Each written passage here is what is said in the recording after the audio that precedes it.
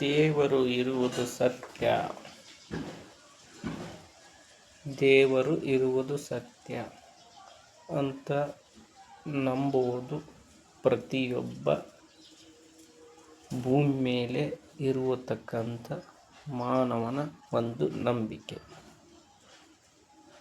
ಅದೇ ರೀತಿಯಾಗಿ ದೆವ್ವ ಭೂತಗಳು ಇರುವುದು ಸತ್ಯ ಅನ್ನುವುದು ಈ ಭೂಮಿ ಮೇಲೆ ಇರುವ ಪ್ರತಿಯೊಬ್ಬ ಮಾನವನ ನಂಬಿಕೆ.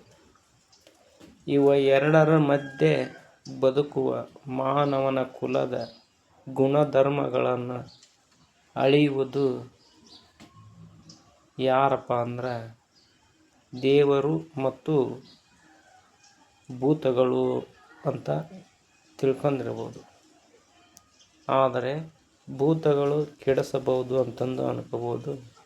ದೇವರುಗಳು ನಮಗೆ ಒಳ್ಳೆಯ ನಂಬಿಕೆಗಳನ್ನು ನಮ್ಮ ಜೀವನದ ಉದ್ದಕ್ಕೂ ಸಹಿತ ಅವು ದೇವರು ನಮ್ಮನ್ನು ನಂಬಿದರೆ ಕೈ ಬಿಡುವುದಿಲ್ಲ ಅಂತಂದು ನಾವು ನಂಬಿರುತ್ತೇವೆ.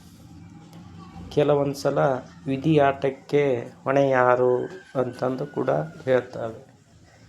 ಈ ವಿಧಿ ಆಟ ಮತ್ತು ದೇವರಲ್ಲಿರುವ ನಂಬಿಕೆ, ಪ್ರೇತಾತ್ಮಗಳ ಬಗ್ಗೆ ಇದಕ್ಕೆ ಇರತಕ್ಕಂಥದ್ದು ವೈಜ್ಞಾನಿಕ ಸತ್ಯಗಳು ಮಾತ್ರ ಸೀಮಿತವಾಗಿ ಕೆಲಸ ಮಾಡ್ತವೆ ಅನ್ನುವ ನಂಬಿಕೆ ನಮ್ಮದಾಗಿರುತ್ತದೆ.